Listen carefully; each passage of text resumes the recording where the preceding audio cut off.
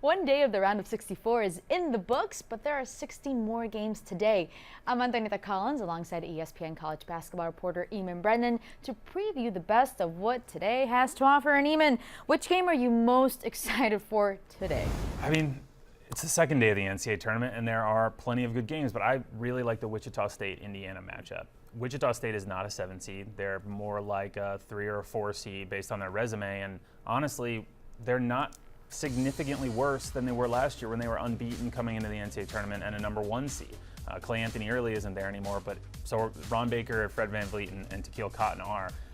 Meanwhile, that Indiana team did play well in the Big Ten tournament, seemed to kind of turn some things around, got Colin Hartman back in the lineup, and when Indiana's making threes and spreading the floor out on offense, they are a really dangerous team and they're a really fun team to watch. I think Wichita State will handle it, but if Indiana's going really well on the offensive end, they can be a tough team to get rid of, that's for sure. I'm sold. I'm definitely going to watch that game now. What do you think will be the biggest surprise today?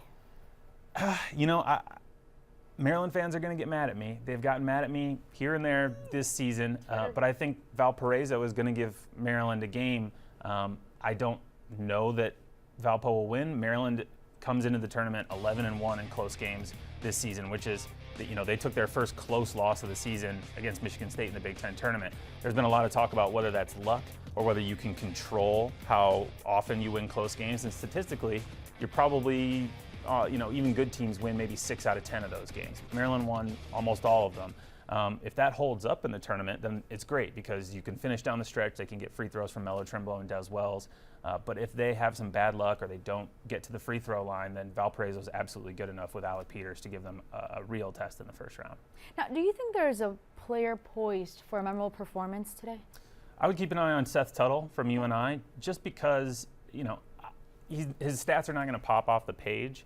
But you have to keep in mind that he's doing this, on a sort of per possession basis. And UNI plays really slow. Wyoming plays pretty slow. It's going to be a defensive game, but we may see like a 55-48 final score or something atrocious like that. But Seth Tuttle will have, 16 points, 8 rebounds, 6 assists, 3 steals on an incredibly efficient overall line. So when you view it in context, it'll be as impressive as anything anybody does in the first round of the tournament, just won't be quite as noticeable because they play so slow. There you have it, what we need to know from Eamonn Brennan. And for the latest news, keep it locked here. The action tips off at 12:15 Eastern with Kansas and New Mexico State. I'm Antonita Collins for Eamonn Brennan. We'll catch you next time.